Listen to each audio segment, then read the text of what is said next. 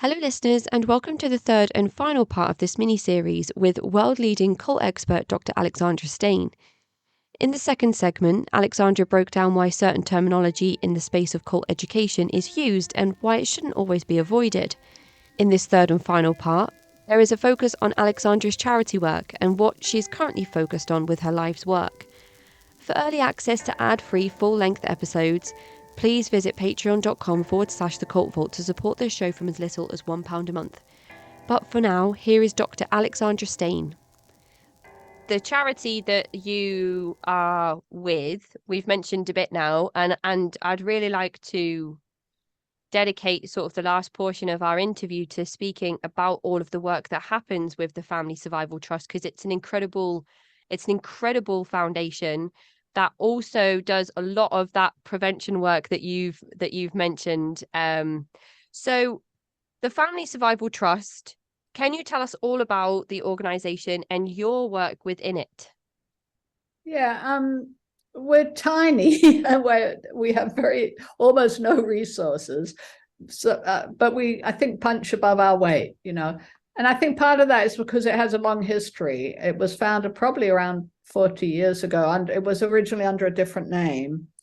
And it was FAIR for a while. Anyway, so a few years ago, it changed its name to the Family Survival Trust and became a charity. And it had originally been started by parents in the 70s who had lost children to cults. And then over the years, it's kind of morphed where we still work a little bit with parents, mostly mothers, we don't get many fathers who've lost kids to cults, but we're more now first and second generation. So, people recruited and people born or raised in cults. And increasingly people born and raised are being involved and seeking help. And what we do, so again, we're very small. And please donate to us. We're desperate for funds. We want to hire our first, person to help with some of our technical work. And you can donate to us by going to the Family Survival Trust, FamilySurvivalTrust.org, and we have a donate button. So having done that pitch, because I'm having to learn to ask for money for the trust, which I'm not very good at. But we've kind of got three main things we work on. So we have an annual public education presentation where we get a speaker who's, got something to say in the field. We had a wonderful talk last year by Alexand, who does the Falling Out podcast. He was really great. And I encourage anyone to check his podcast out. Absolutely. Elgin's talk with you all was my introduction to the Family Survival Trust. And I remember joining the Zoom call and looking at all the names and being like, half of these people I've interviewed on the show and the other half are like people I would love to speak to about their knowledge in the field. So I was kind of sitting there like a little bit almost starstruck by the people that were there. So anybody that's interested in really I don't know, like rubbing shoulders, I guess, with the industry itself, then there's the Family Survival Trust. Elgin's talk was incredible about parentification, which is something we've talked a lot about on the show, in regards to the Unification Church. And of course, we know that a lot of these destructive groups, especially fundamentalist religious groups and evangelical religious groups, have kids raising kids, which is almost like its own pandemic across the globe. So Elgin's perspective on that, as somebody who was born and raised in the Unification Church, was incredible. I'm sure there's still a copy of that floating around somewhere as well. Is that do you have his presentation is on the website of the FamilySurvivalTrust.org. So you can find it there. Yeah, it was great. And then I hope I'm not talking out of turn, but I believe this coming year, we're going to be having Julie Jenkinson talk about her new book, which is her kind of recovery workbook, which is going to be really helpful for people. So I think that's what's going to happen. So that's one thing that we do, is these kind of public education presentations. We have our support group, which has been really lively, especially since the pandemic, because like everyone else, we had to go on Zoom. So we went from meeting in central London with whoever could make it into London to now being quite international. We have people from around the world, and that seems to work really well. It's very kind of loose structure, but also we work really hard at facilitating it well, so people feel safe. So that's a big part of our work right now, is running the support group. And then our third thing is trying to do policy work. And, from my perspective, there's three things that need to happen. Prevention, which is you do through education, much more than our presentations. We need to get education into the schools and the universities. We're a long way from that, but hopefully eventually.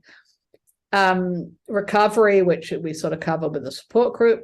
And then the policy part is really about criminalizing these behaviors and sanctioning groups and leaders that engage in coercive control.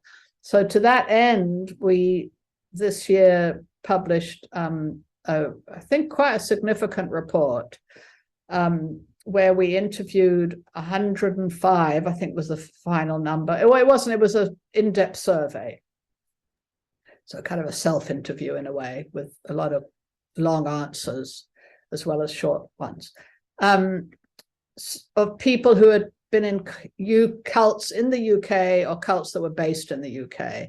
So you kind of have to do policy work on a more national basis, which hopefully can provide models for other countries, but laws are done nationally. So, and we structured the interview according to the features that are laid out in an existing coercive control law in the UK about what are the patterns of behaviors that are now criminalized in the UK, but only if they occur within intimate or family relationships. And our argument is that if it's illegal to do that within your home to somebody, to coercively control them, why is it legal for your neighbor to do it to you, or the church down the road, or at your workplace? These exact same patterns of behavior should be illegal wherever they occur. That's kind of our argument, because the behaviors they lay out in the guidelines for that law are exactly what happened in cults. They are no different, because it's that same human dynamic of isolate people, make them think they're in a safe place, and then frighten the bejesus out of them. That's what happens. And control, all these different ways of controlling them. So we got a really rich amount of data from that survey, and with great difficulty and some wonderful people helping us, that got written up into a report. It really was not an easy task. And that's available on our website as well. And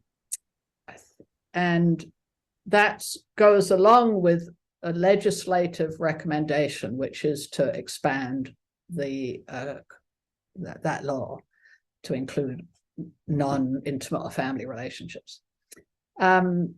So we're sort of taking that around, hoping to get it to MPs. So anyone who's listening, who's got an MP they want to alert to this, you can find that report on our website. Please, please, please take it to your MP's surgery and tell them they need to get involved, because every single constituency has many, many people in it who are in cults or who are and surviving that experience. So, yeah. Am I right in thinking that there was a figure included in the report as well that determined how many active cults there may be currently in the UK? Yes, but I don't want to focus too much on that, because we don't really know. So I think we use the figure 2000 because that was in a BBC broadcast, and that's a sort of known source. But I'm always leery of these figures.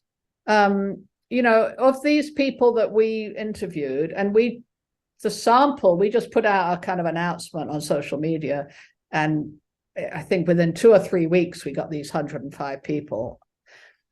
So it wasn't like we didn't try that hard, in other words. And they represent 36 different cults. Now, we know this is a tiny tip of the iceberg. And it's very hard to know how many cults there are because, first of all, no one's doing that research. Second of all, a lot of them are secret and nobody knows they exist. So, it's a very tricky thing. But so we pick these numbers, and 2,000 is probably as good as any other number. It's definitely in the thousands. I have no doubt about that, just from my own experience. And there's hundreds of thousands of people in cults in the UK. We can, I think, come up with that figure because there's some very big cults. Yeah, the Jehovah's Witnesses and the Exclusive Brethren and many others.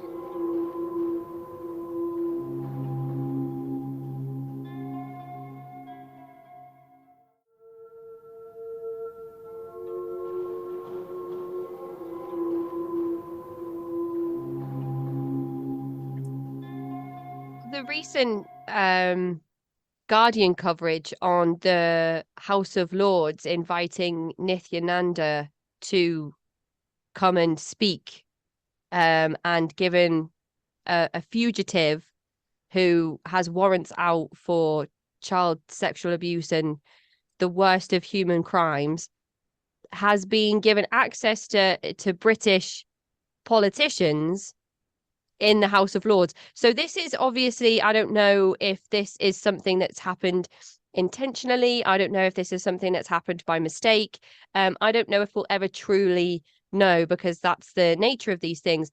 But it's a good way for me to ask you if you think that what are the reasons behind the law not being extended? Is it because a lot of these groups have tax exempt status, which they've been given from HMRC, Her Majesty's Revenue and Customs, and that would look bad on some people in the country if these groups were to be told to disband or to be given some kind of legal penalty? Or is it because there are certain groups or certain political parties in the country that benefit from having associations with groups that have the title of cult?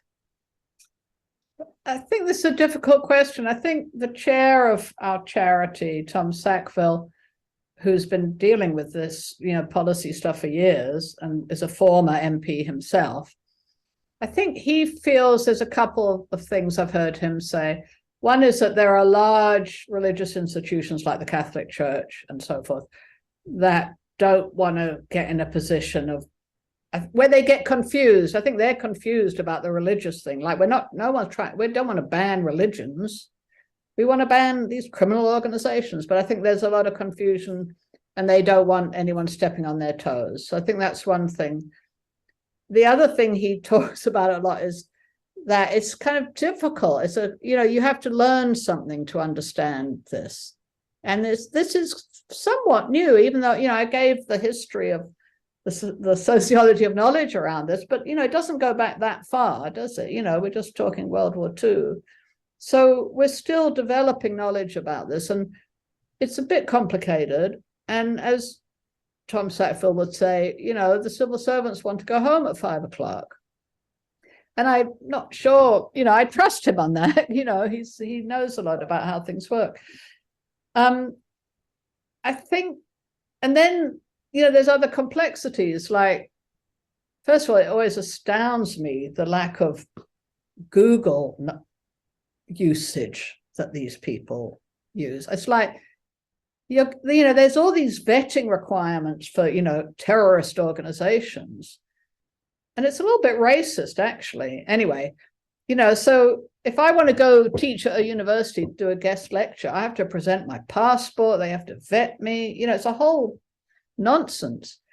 But, if it's a religious group, just come on in, Well, to like the Lords, it's like Google. Just use your Google. Google is your friend. And they don't seem to do this. And then the other element is that, of course, right now I can tell you that Suella Braverman belongs to Triratna, which is a cult where I have worked with people who've come out of that cult. It's a so-called Buddhist cult.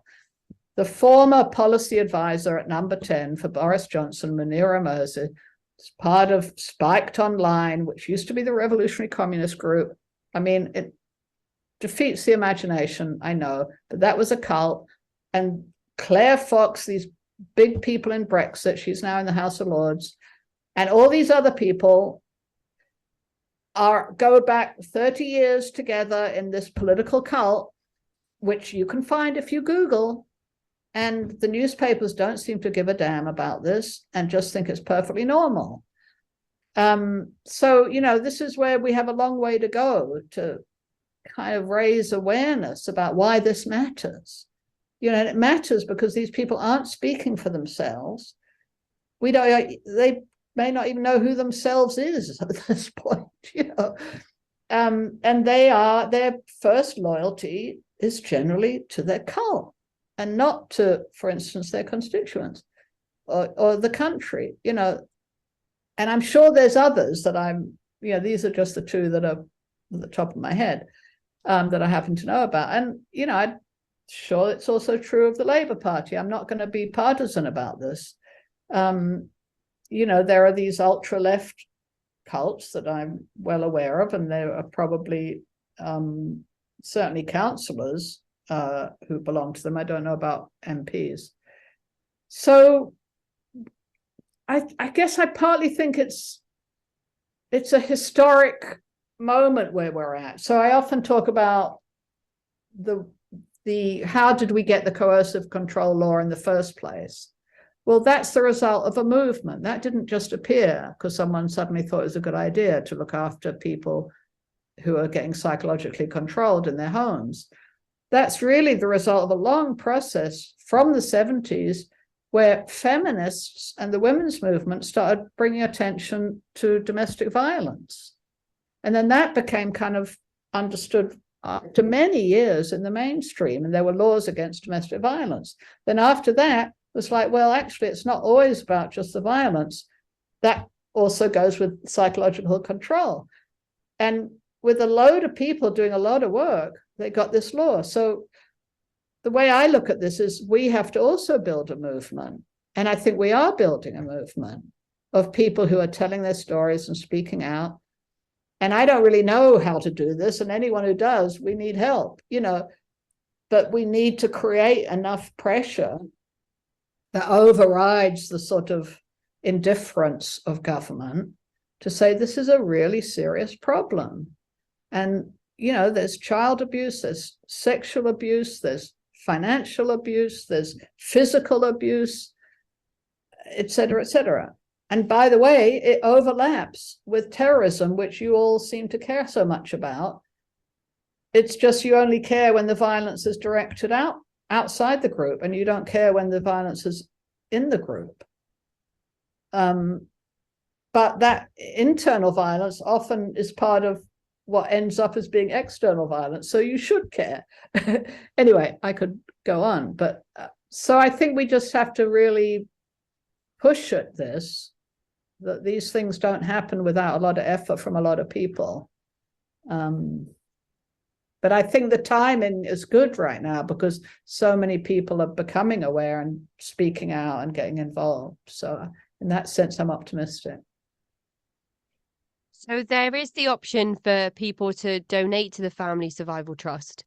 What other things can us everyday people, what can we be doing to add to this pressure in our everyday lives? I try and have conversations with people outside of the podcast about cults and coercive control. I've had friends come to me about difficult relationships that they've been in, where I've sat down and said, have you considered that there are elements of this happening where people have either not wanted to listen to me, which of course you can't push it at that point because you threaten the friendship then. But other people that have said, oh my goodness, I didn't even realize. And then gaslighting is the word of the year. So what else can we be doing to add to the pressure of this and to help the efforts of charities like the Family Survival Trust? Well, I think what you're doing is really important. You know, talking to friends and neighbors, I think, is really important. I mean, whenever I talk to somebody, I mean, this happened, you know, I went and got a sports massage the other day for my funky shoulder. The lovely young woman, they, you know, asked what I do, and I tell her, and then right away she's talking about her brother who was in something, blah, blah, blah. This happens to be in kind of every conversation, right? But those conversations are really useful because you help people understand what it is, and you give a language. Like you said, you know, you talk about coercive control and people go, oh, yeah. And that is really, really helpful. So I think just that, talking about it with friends and neighbors. I really think going to one's MP, and I mean, I've struggled to understand British politics because I spent most of my adult life in America. But what I understand is if you go to the MP surgery, they have to listen to you and they have to give you a response. And I think if enough of us are doing that, whether it's about a particular cult experience of your own or your family or friends, or whether it's a general concern and bringing our report, for instance, and saying this shouldn't be happening in our community. Of course, it's always better if you have a personal story, and try to get their attention. Now, you're not going to get instant results, but it's part of helping them get aware. Supporting any activities that you know are going on. I mean, that's a bit tricky because, you know, we're still a bit sparse on, I mean, this wonderful young woman from the United Church of the Kingdom of God, ex-member, you know, was doing demonstrations down in Brixton, you know, but there's not a lot of that. What else? I think all the people telling their stories is hugely important. I think that's a big piece of it. Yeah, I guess that's, if we welcome ideas from people who know how to do campaigning. You know, we need people with that experience to work on this. I find something that's really helpful as well, that I've found, is that if you create a wish list on the big corporate giant, all the books that you would like to read in regards to people's personal experiences or educational texts that have been written about the subject of cults. Occasionally, these books go on sale and you can get them at really, really low prices. I think there was just a couple of months ago, Faith Jones reduced a copy of Sex Cult Nun, the paperback that she's had officially published on her experiences growing up in the Children of God. It was like $2 or something like that. It was such a low price. So I think what's a really good idea is if you have a list of books that you would like to read, but books can be pricey and expensive, and there's so many out there, so it's hard to choose. If you give yourself like even a small, like one Audible token a month or something like that, it's hard to choose what book to read next. So what I've been doing is looking out for any special offers that have been on those books as well. So I think that's one idea that we can educate ourselves is by keeping an eye out for those reductions in book prices, and also just to check out websites like the Family Survival Trust, because I'm sure on that website there's some signposting to other websites, resources, people working in the space. Well, this is one reason we need donations, because our website needs quite a serious upgrade. So, you know, that's not, I mean, we have some of that, but I'm not going to advertise that as being a lot.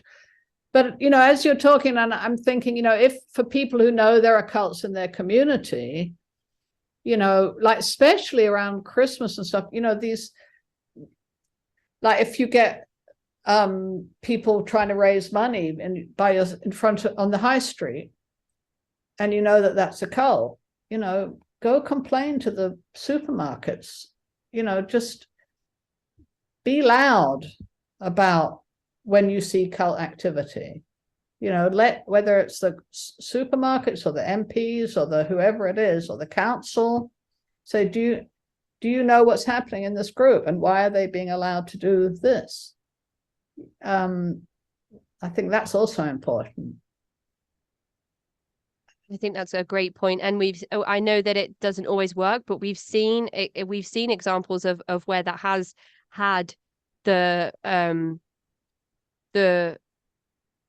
right response from, like, theatres, for example, and spaces where people may come to do their live talks. There was a group of people that reported to their local theatre that they didn't want Teal Swan to do a show, and that got cancelled. And we saw that in the Surviving R. Kelly documentary as well. The group of women who came from the Time's Up movement, who were specifically talking about women of color who were being targeted within communities. And of course, we know now that historically R. Kelly's victims were within that demographic.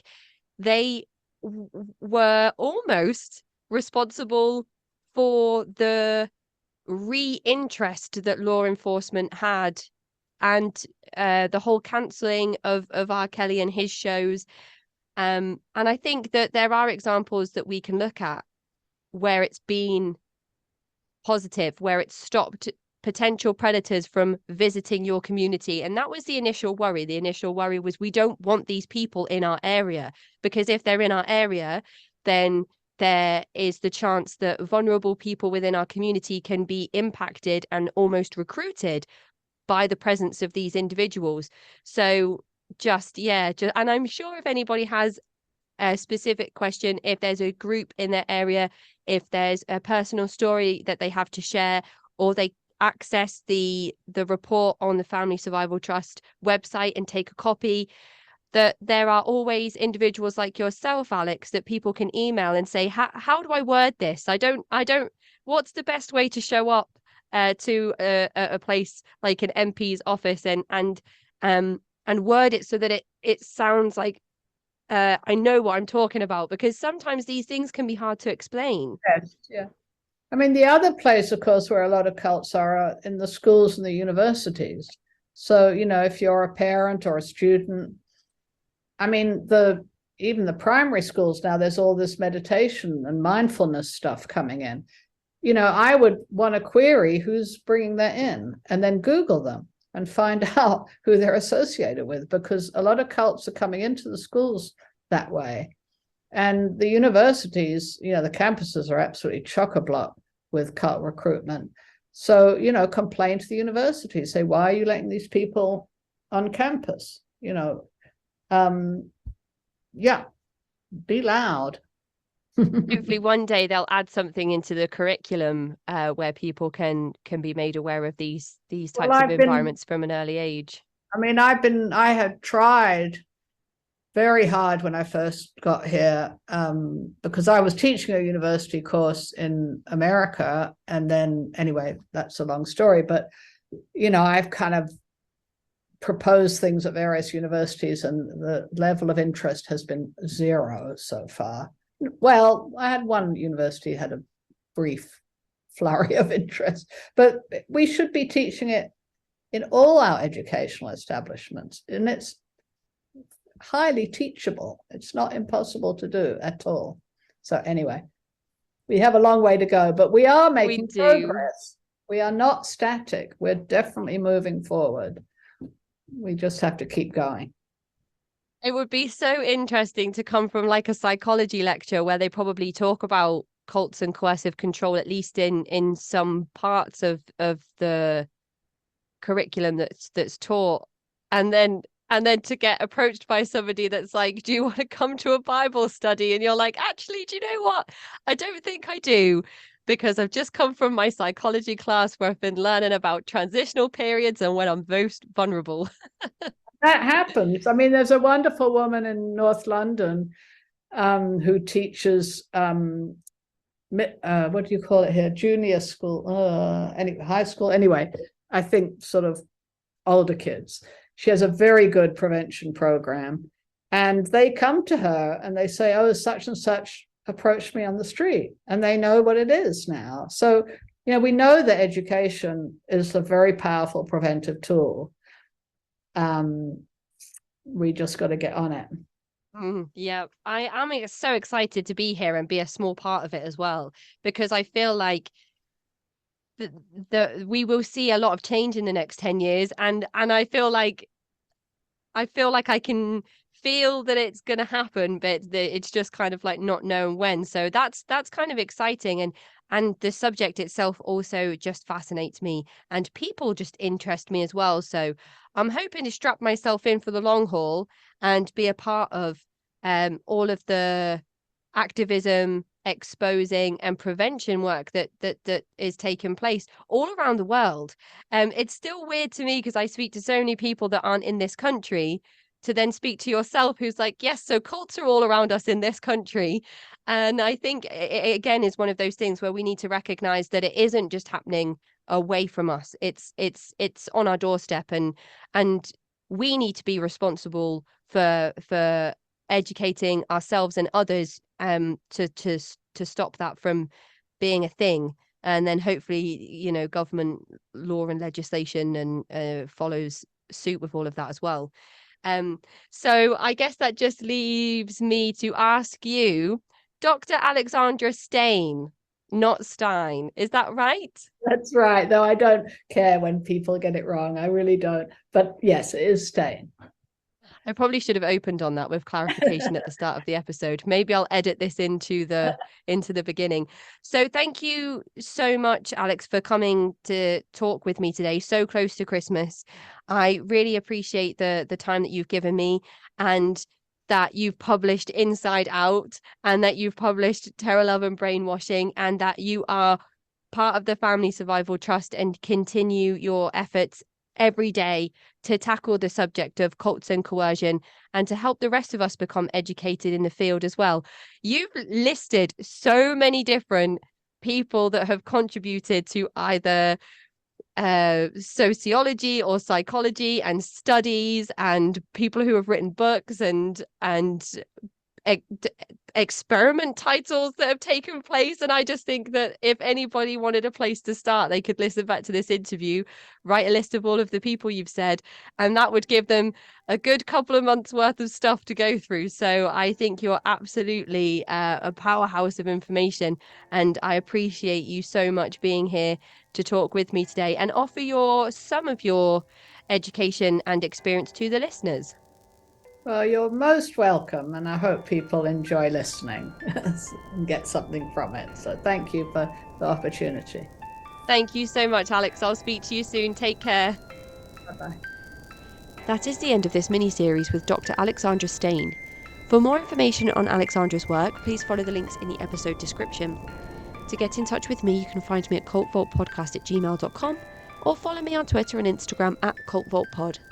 I'm your speaker, Casey, host of the Cult Vault podcast.